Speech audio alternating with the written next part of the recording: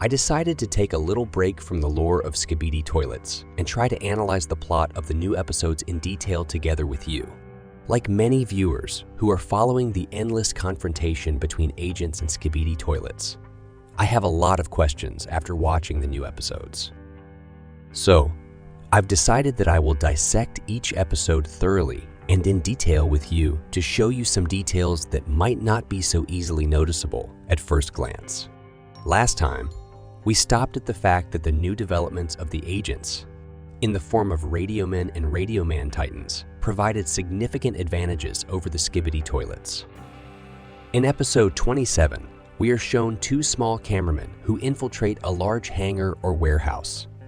These types of cameramen, just like the hybrids from previous episodes, were designed by the Resistance specifically for reconnaissance activities. The cameramen spies make their way into the hangar, and we see that right below them there is a whole crowd of SKIBIDists who, in their usual manner, are either going crazy or simply chatting with each other. Suddenly, the hangar door explodes and a multitude of agents emerge from the ashes, among them a large radioman. At that very moment, a SKIBIDist, creeping unnoticed, eliminates one of the scouts.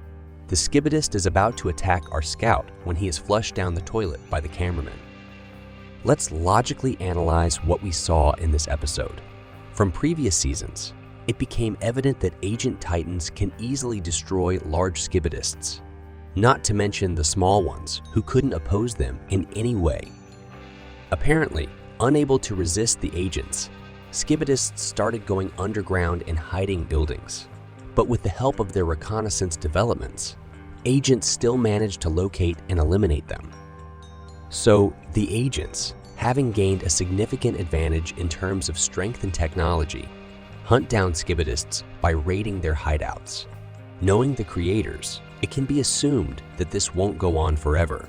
Sooner or later, SKIBIDists will invent something that will restore the balance of power, or even tip it in their favor. Meanwhile, agents locate clusters of SKIBIDists worldwide and eliminate them.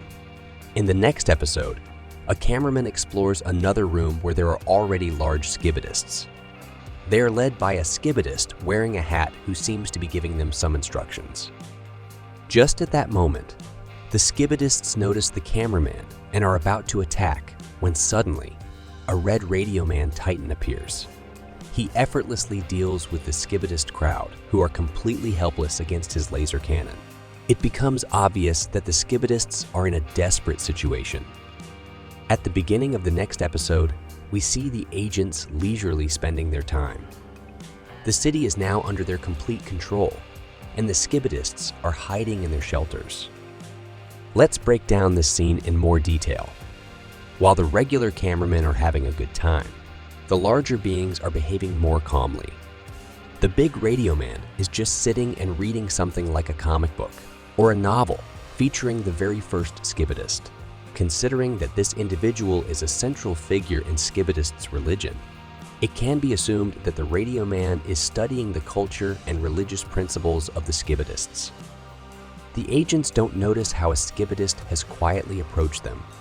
This individual looks peculiar, not like all the others. Apparently, it's another new development.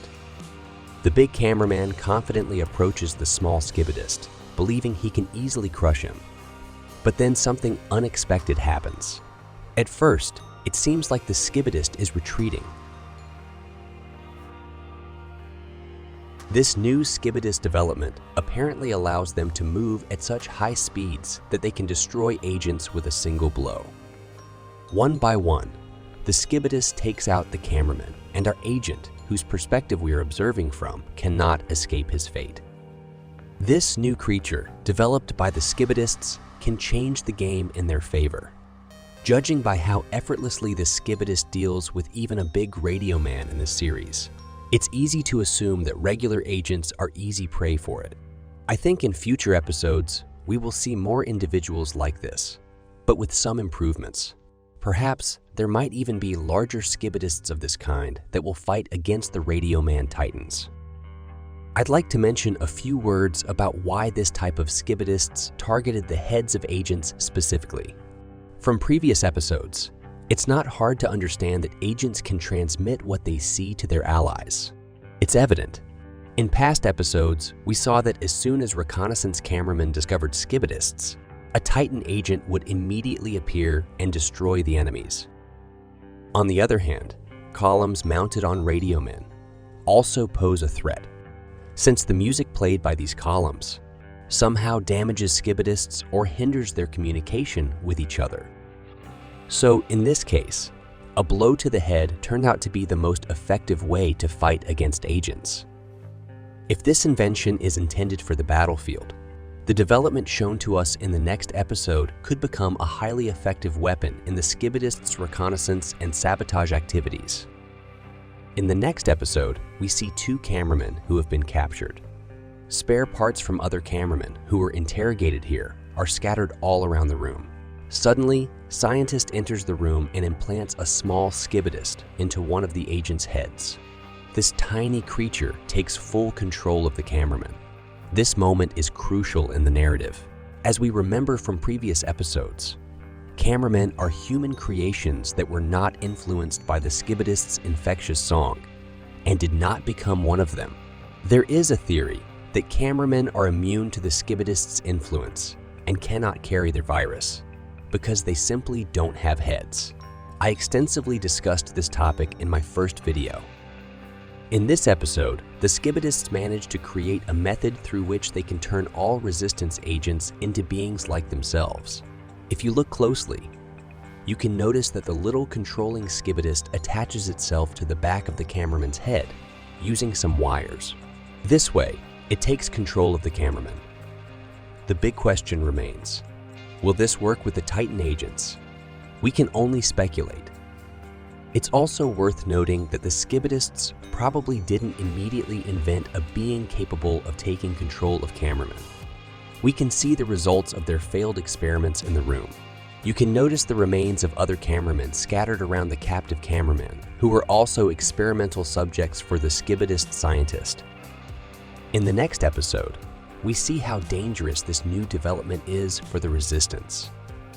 In another clash, their own agents, now under SKIBIDist control, unexpectedly attack cameramen. Here, we're not just talking about regular cameramen, but also larger individuals and radio men. Apparently, SKIBIDists have learned to subdue them over time. My assumption about whether SKIBIDists could subdue the radio man Titans with their new invention turned out to be quite plausible.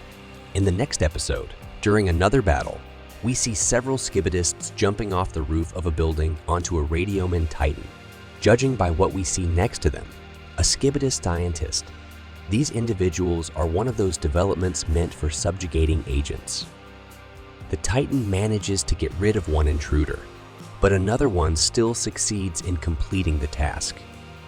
Throughout this season, we've seen the advantage in battle shift from agents to SKIBIDists. Now, agents will have to come up with something to regain the upper hand over their enemies.